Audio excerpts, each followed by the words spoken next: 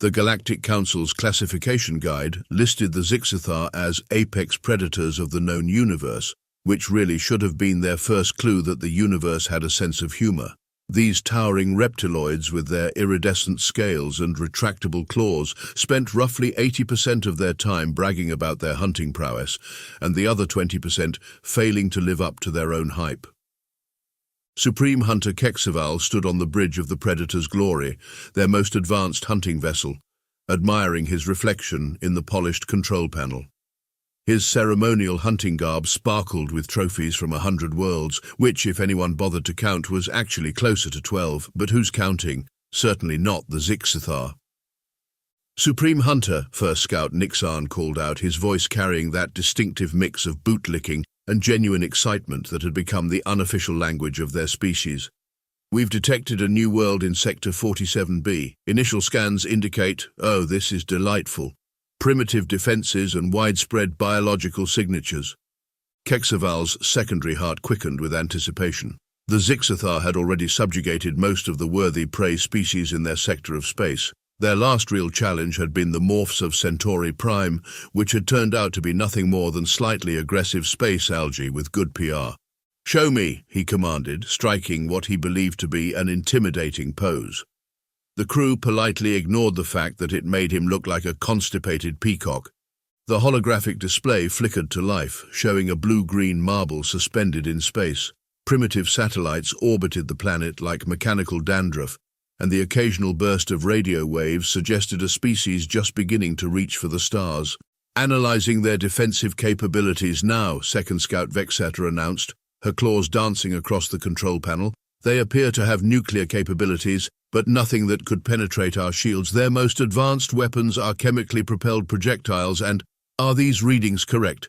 They still use combustion engines."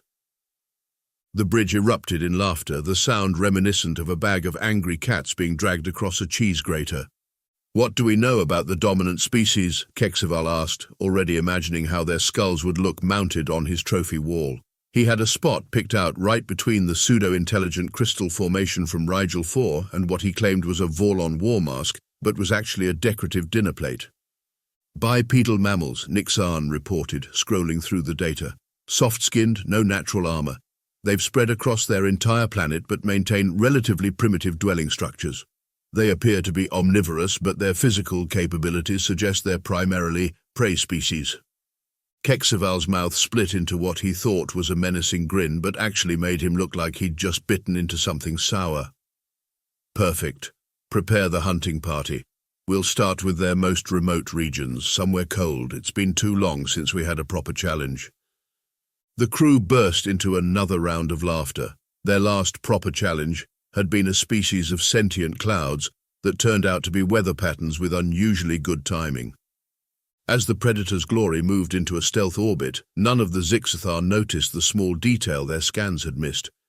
In their eagerness to classify humans as prey, they had overlooked the countless monuments to human persistence, the museums filled with prehistoric spears, the cave paintings showing coordinated hunts, the entire sections of their cultures dedicated to the art of tracking, waiting, and bringing down creatures larger and stronger than themselves. But they would learn. Oh, how they would learn. The hunting party began their preparations, checking their plasma weapons and environmental suits, completely unaware that they were about to become part of a very different kind of hunting story, one that would be told in hushed whispers across the galaxy for generations to come. And somewhere on the planet below, in the vast wilderness of Alaska, a group of humans were going about their daily routines, blissfully unaware that they were about to teach an advanced alien species why humans had never been prey. The Zyx'thar hunting party materialized in what their scanners claimed was optimal hunting terrain.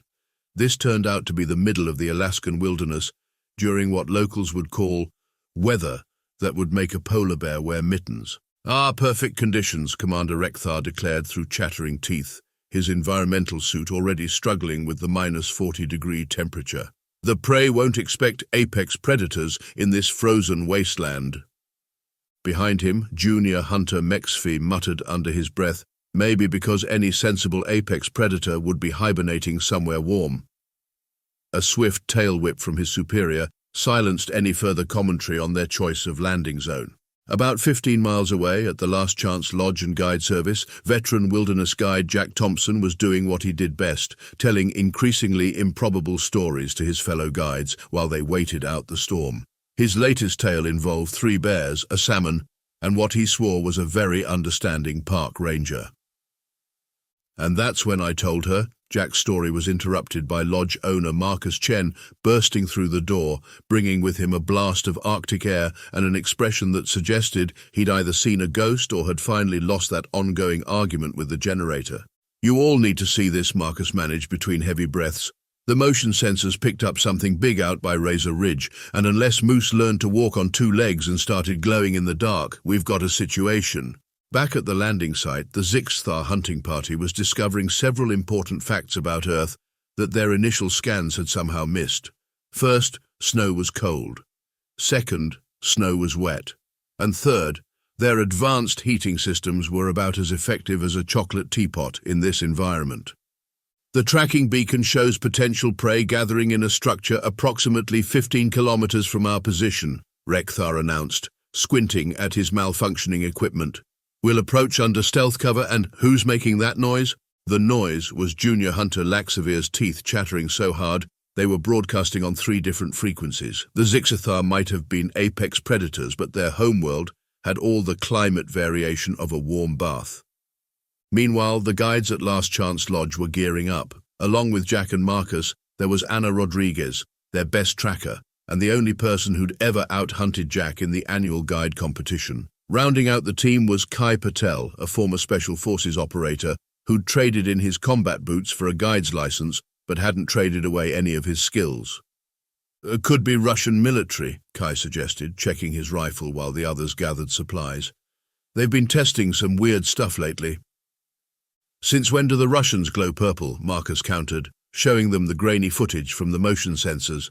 The image showed tall, distinctly non-human figures moving through the snow, with all the grace of drunk flamingos trying to ice skate. "Well," Jack said, shouldering his pack, "whatever they are, they picked the wrong week to visit. Storms coming in, temperatures dropping, and they're heading straight for the Thompson Traverse." Anna grinned, already lacing up her boots. "You mean that maze of ice caves and narrow valleys that even the local wolves avoid?" "The very same," Jack confirmed.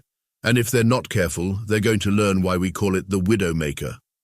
The Zyx'thar, meanwhile, were executing what they believed to be a masterful hunting strategy.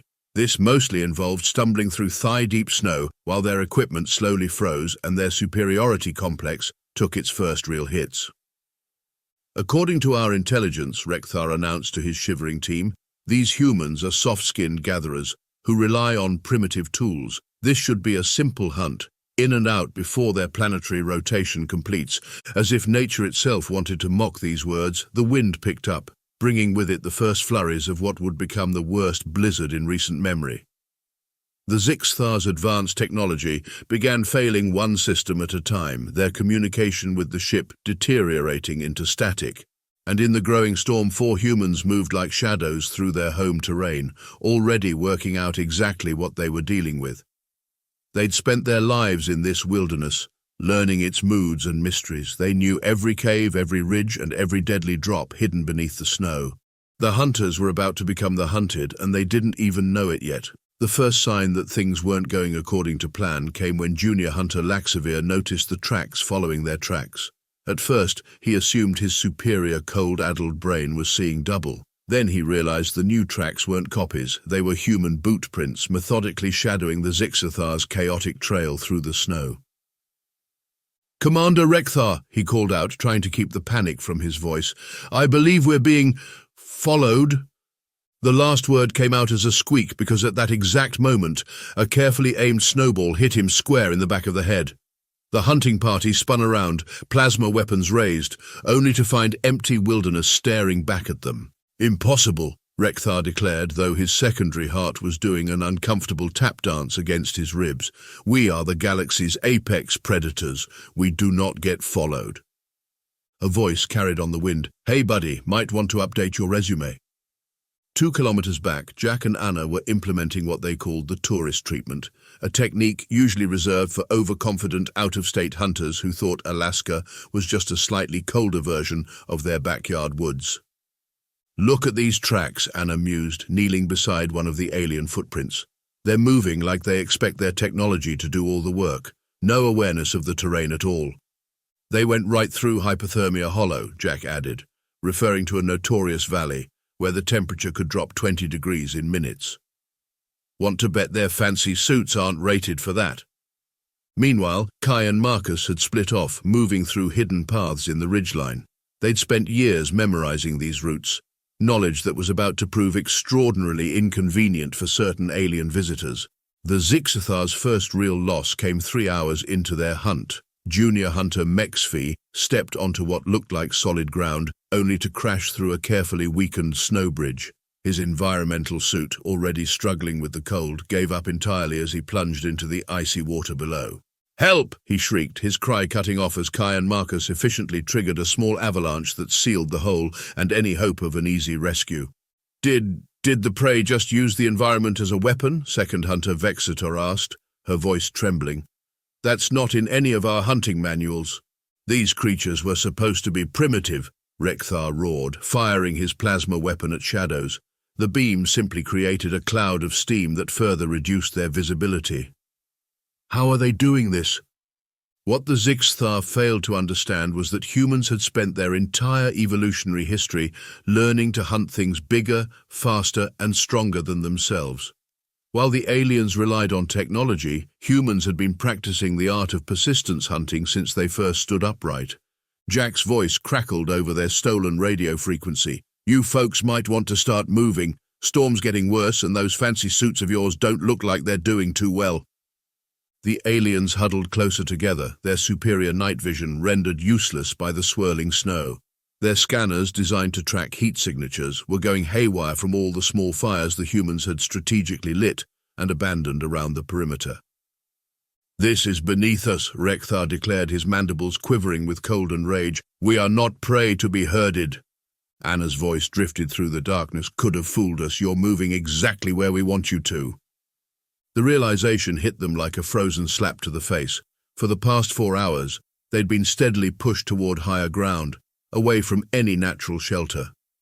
Their path of retreat had been cut off by a series of small, precisely triggered avalanches. Second hunter Zyx'thar disappeared next. One moment she was checking their rear flank, the next there was a muffled curse and the sound of cracking ice. By the time the others turned around, there was only a Zyx'thar-shaped hole in a previously solid-looking snowbank. "Impossible," Laxavir whispered, his thermal vision showing him absolutely nothing useful through the storm. Their planet's database said they were persistence predators, but it said they used primitive projectile weapons and brute force. Yeah, Kai's voice came from somewhere above them. "We use those too, but why waste ammunition when Mother Nature's doing all the heavy lifting?" The remaining Zyx'thar hunters found themselves in an alien situation, being systematically taken apart by prey species using nothing more advanced than knowledge, patience, and an intimate understanding of their environment. As if to punctuate their deteriorating situation, one of their plasma rifles chose that moment to freeze solid and shatter. The sound echoed through the valley like breaking glass, followed by what suspiciously sounded like human laughter. "Command ship," Zyx'thar tried again to contact their vessel. "We require immediate extraction. The prey, the humans, we're not, having trouble with the words there, friend?" Jack's voice was almost sympathetic. "Try, we messed up. It's a classic that works in most situations." The humans continued their methodical pursuit, using techniques perfected over thousands of years of hunting. They didn't need to outfight the aliens. They just needed to outlast them. Every hour brought more equipment failures, more confusion, and more fear to the supposedly superior hunting party. As the storm intensified and their numbers dwindled, the remaining Zyx'thar were forced to accept an uncomfortable truth. Somewhere in their species' history of conquest, they'd forgotten what it truly meant to be hunters. They'd replaced instinct with technology, skill with weapons, and respect for their environment with arrogance. And now, in the frozen wasteland of Alaska, they were learning these lessons the hard way. The thing about fear is that it's an excellent teacher, though the Zyx'thar were turning out to be rather reluctant students. Commander Zyx'thar and his two remaining hunters had taken refuge in what they thought was a defensible position, a cave in the mountainside. What they didn't know was that this particular cave was known locally as Echo Canyon, and the humans were about to demonstrate why. "Did you hear that?" Zyx'thar whispered, his scales rattling like loose change in a dryer. "Hear what?" Zyx'thar snapped, then froze as a sound drifted through the cave system. It might have been the wind, it might have been human laughter, it might have been their own paranoia, reaching previously undiscovered heights.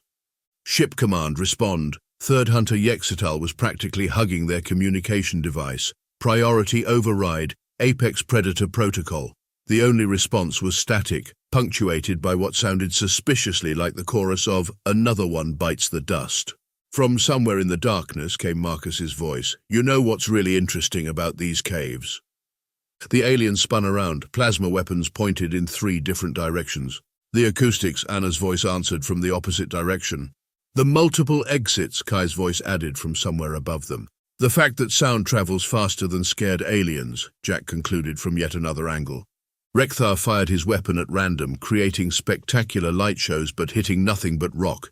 Each blast illuminated the cave for a split second, revealing absolutely no humans, but somehow making the shadows even more menacing. "This is psychological warfare," Zyx'thar declared, stating the obvious with all the confidence of someone discovering water is wet. "No," Zyx'thar corrected, his voice shaking. "This is humans playing with their food." The words had barely left his mouth when a small object bounced into their midst. The aliens leapt back, expecting an explosive. Instead, it was a can of soup. The label read, "Campbell's Chicken Noodle," with a handwritten note attached. "You guys look like you could use a warm meal." "They're mocking us," Zyx'thar growled, kicking the can away. It rolled into the darkness, its journey punctuated by metallic echoes that sounded impossibly like laughter. Their ship's automated log would later record the following observations, though no one was receiving them.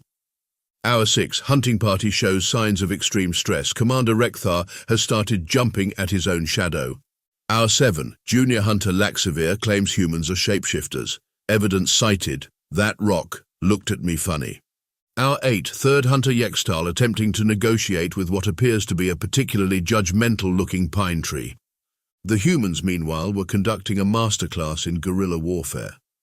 They'd distributed hand warmers around the cave entrances, completely confusing the aliens' thermal imaging.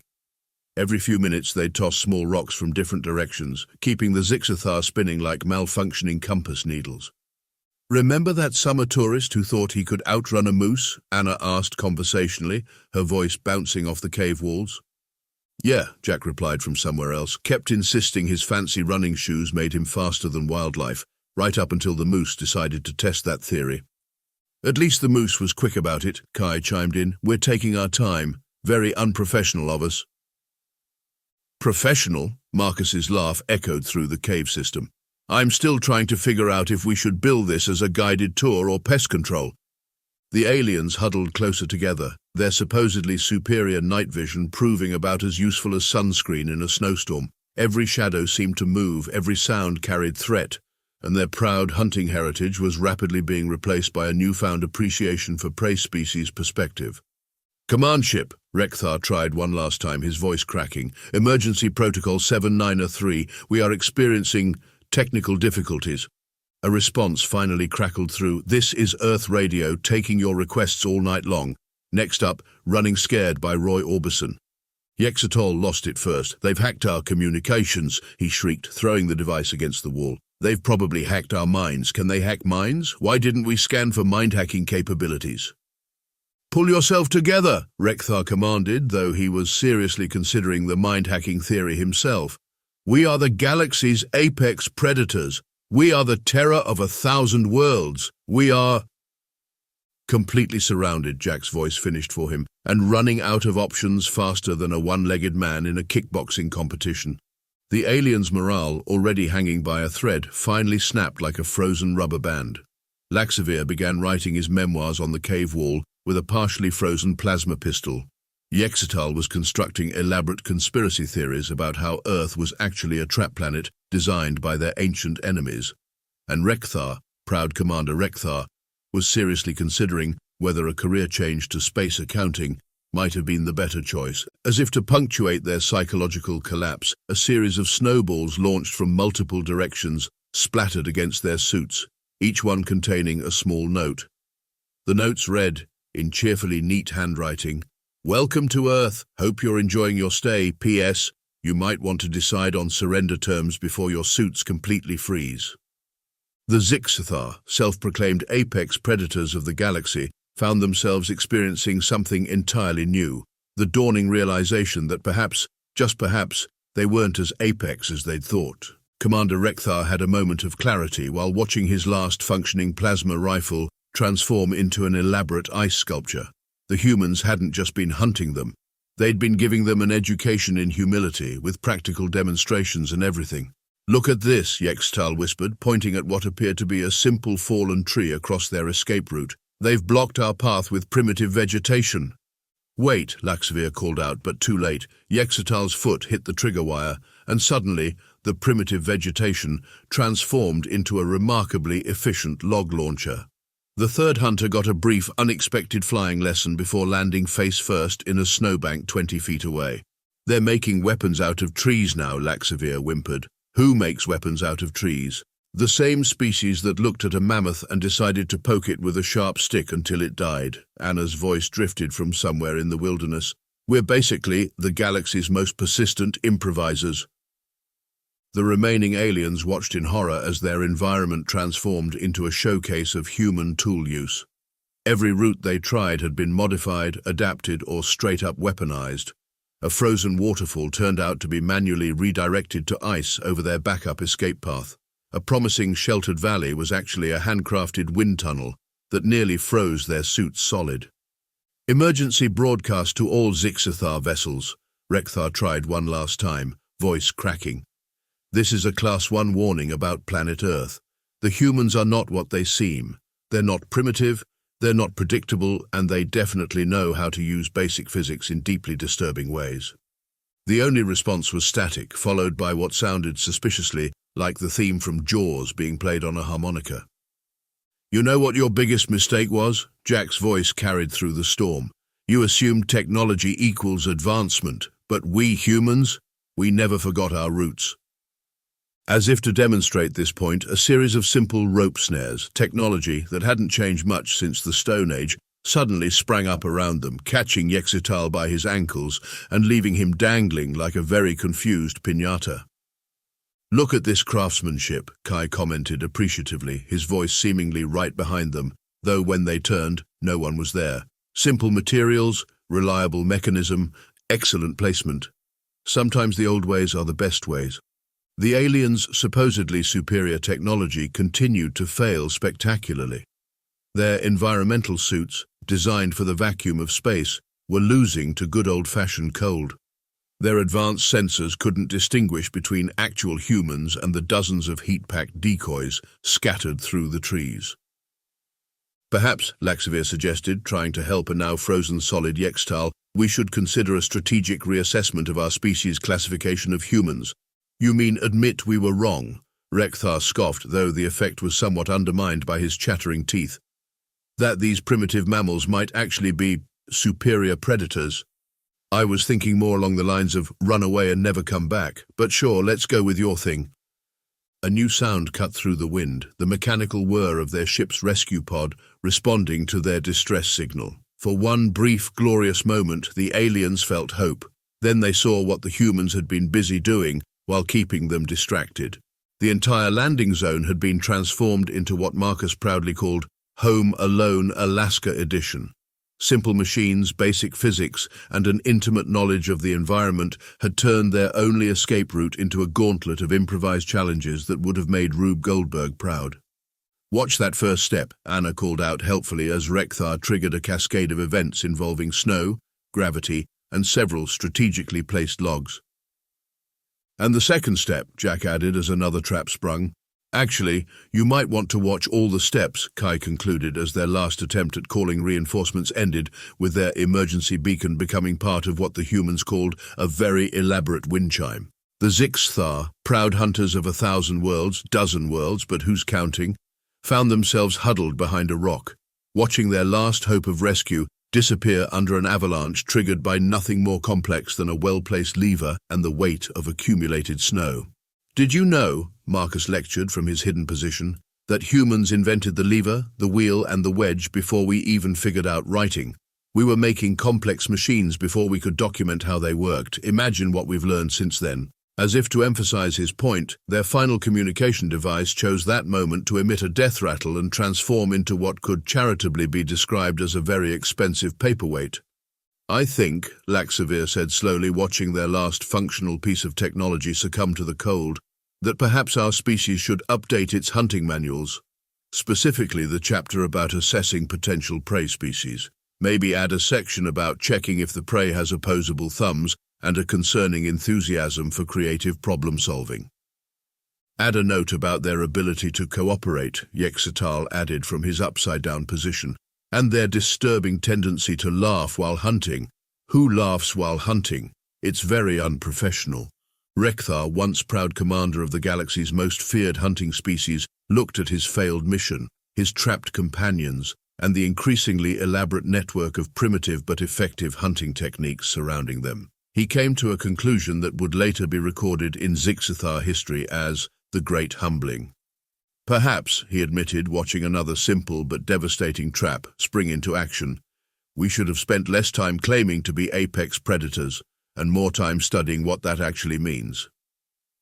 As the storm finally began to clear, Commander Zyx'thar and his two remaining hunters found themselves in what the humans called a parley position, which was a polite way of saying they were completely surrounded with no options left except conversation.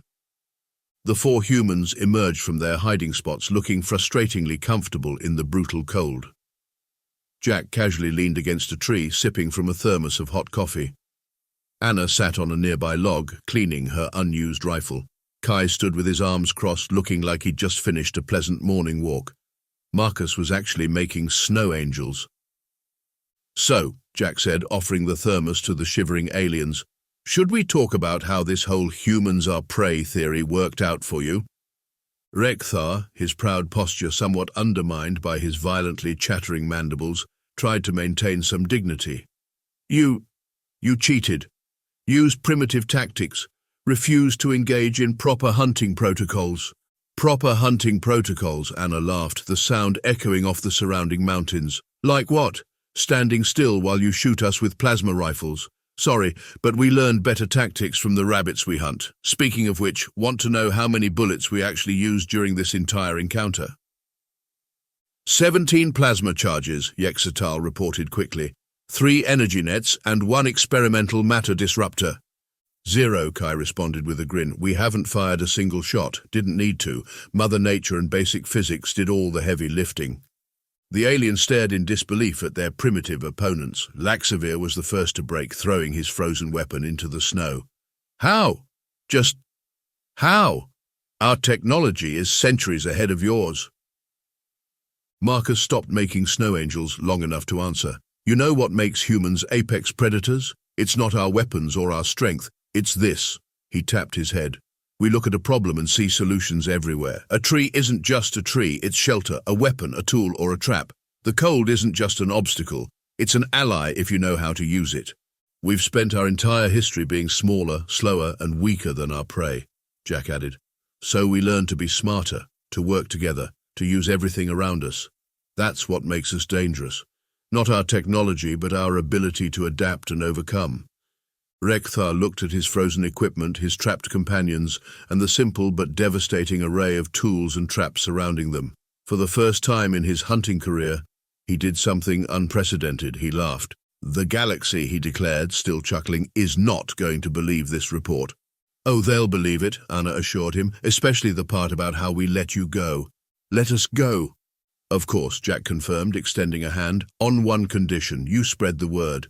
Let everyone know that Earth isn't a hunting ground, it's a preserve, and we're not the prey, we're the gamekeepers." As they helped the aliens back to their rescue pod, after disarming a few dozen remaining traps, Zyx'thar turned to his commander. "Sir, next time we want to prove our hunting prowess." "Yes, let's stick to hunting space algae." 2 weeks after the Alaska incident, the Galactic Council received an urgent update to their classification guide. The Zyx'thar, historically stingy with praise for other species, had submitted a new entry: humans, Terra Earth, approach with extreme caution. Classification: apex predators with characteristics previously unknown to science. Notable traits: disturbing ability to weaponize anything including weather, tendency to laugh while hunting, capable of turning trees into siege weapons, probably smarter than they're letting on. Threat level: yes. Recommended action: leave them alone. Seriously, just don't. The report was accompanied by several hours of surveillance footage, most of which featured highly trained Zyx'thar warriors being outsmarted by what appeared to be sticks, stones, and snow. The clips became an instant hit at the Galactic Council's annual holiday party. Commander Zyx'thar, now teaching advanced humility at the Zyx'thar Hunting Academy, had even started ending his lectures with a human saying, "Work smarter, not harder." Though he still jumped whenever someone mentioned Alaska. The warning spread quickly through space-faring societies. Earth was officially designated as a look but don't touch planet, with a specific note about their creative problem-solving capabilities and concerning enthusiasm for improvised weapons. And in Alaska, 4 guides added some unique trophies to the Last Chance Lodge's wall, several pieces of frozen alien technology that made excellent conversation pieces, though they had to keep explaining to visitors that, no, that wasn't a fancy modern art ice sculpture, it was actually a plasma rifle. The lodge also updated its brochure with a new slogan: Last Chance Lodge and Guide Service, serving satisfied customers across the galaxy, whether they meant to be customers or not. Above Earth, passing alien ships would look down at the blue-green planet and shudder, remembering the now famous last transmission from the Zyx'thar hunting party. Note to all hunters: beware of humans. They don't need fancy weapons. They'll get you with a stick and a smile, and somehow, that's worse.